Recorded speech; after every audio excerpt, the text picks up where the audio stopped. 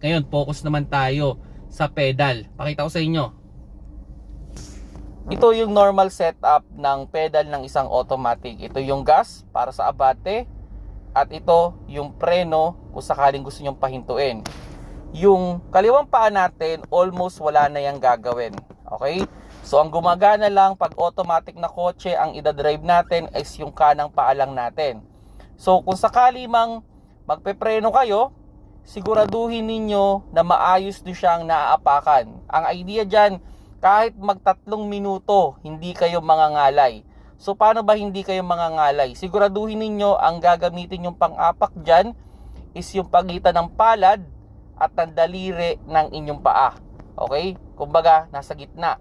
Kasi pag ang ginamit nyo dyan is yung daliri nyo lang sa pag-apak, hindi kayo tatagal dyan sa pag-apak. May tendency na iangat ninyo yung paa ninyo at saka nyo iayos yung paa ninyo. So kung kayo ay aapak sa preno, siguraduhin ninyo na kaya nyong i-hold kahit 5 minuto pa yan. Okay?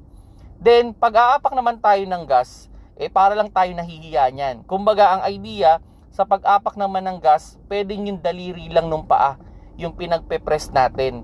Hindi na kailangan yung buong paa. Okay? Kumbaga, piga-piga lang ng konti yan. Daliri, okay na yan. Then, as much as possible, okay, ang priority na dapat natin maapakan dyan is yung ating preno.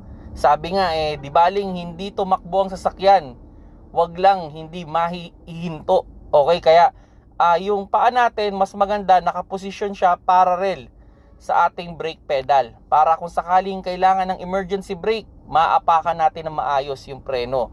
Then, lipat-lipat lang tayo dyan. So, lipat-lipat lang yan. Okay? So, ganun lang mga paps, no?